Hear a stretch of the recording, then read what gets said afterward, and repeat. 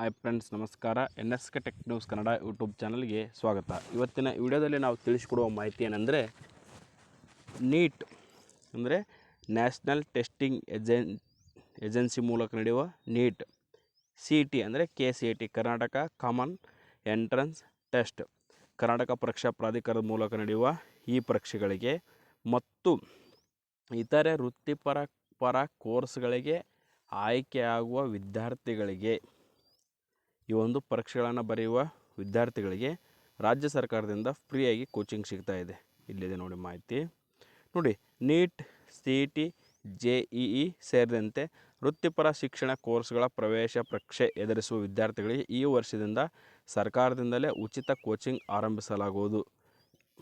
ಮಧು ಬಂಗಾರಪ್ಪ, ಶಾಲಾ ಶಿಕ್ಷಣ ಮತ್ತು ಸಾಕ್ಷರತಾ ಸಚಿವರು ಈ ಮಾಹಿತಿಯನ್ನು ತಿಳಿಸಿರ್ತಕ್ಕಂಥದ್ದು. ನೋಡಿ, ಈ ವರ್ಷದಿಂದ ಅಂದರೆ 2024-25ನೇ ಸಾಲಿನಿಂದ CET ಬರೆಯುವ ವಿದ್ಯಾರ್ಥಿಗಳಾಗಿರ್ಬೋದು ಅಥವಾ ನೀಟ್ ಬರೆಯುವ ವಿದ್ಯಾರ್ಥಿಗಳಾಗಿರ್ಬೋದು ಅಥವಾ JEE ಎಕ್ಸಾಮ್ ಬರ್ತಕ್ಕಂಥ ವಿದ್ಯಾರ್ಥಿಗಳಿಗೆ ಫ್ರೀಯಾಗಿ ಕೋಚಿಂಗ್ ಕೊಡ್ತಾರೆ ರಾಜ್ಯ ಸರ್ಕಾರದಿಂದ.